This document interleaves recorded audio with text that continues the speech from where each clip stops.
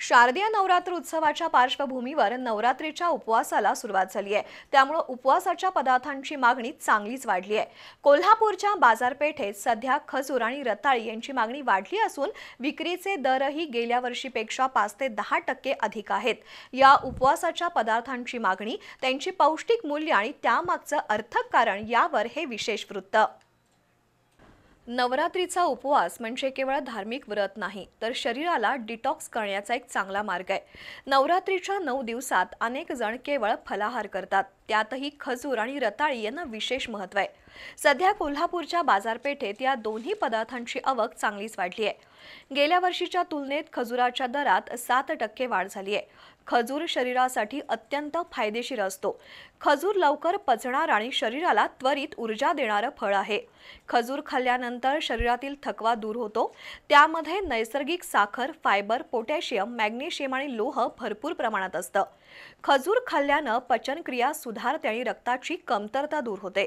त्यामुळे उपवासात किंवा इतर वेळी 3 ते 4 खजूर सहज खाऊ शकतो। मधुमेहाचा त्रास असलेल्या व्यक्तींनी जास्त खजूर खाणं टाळावं, कारण त्यात नैसर्गिक साखरेचं प्रमाण जास्त असतं। शिवाय खजूर जास्त प्रमाणात खाल्ल्यास वजन वाढू शकतं। खजुराचं उत्पादन प्रामुख्यानं इराण, इराक, सौदी अरेबिया आणि ओमान यांसारख्या मध्य पूर्व देशांमध्ये होतं, तर भारतातही राजस्थान आणि गुजरातमध्ये खजुराची शेती केली जाते। पण खजुरांना भारतातून मोठी मागणी असल्यामुळे भारताला खजूर आयात करावे लागतात।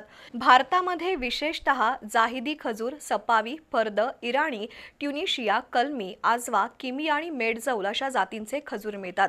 दुसरीकडे सर्वसामान्य माणूस उपवासासाठी स्वस्त आणि मस्त रताळी खाणं पसंत करतो। रताळी उकडून खाल्ली जातात। त्यामध्ये जीवनसत्व, फायबर, पोटॅशियम आणि कार्बोहायड्रेट्स भरपूर प्रमाणात असतात। रताळी खाल्ल्यानं पोट भरलेलं राहतं आणि वारंवार भूक लागत नाही।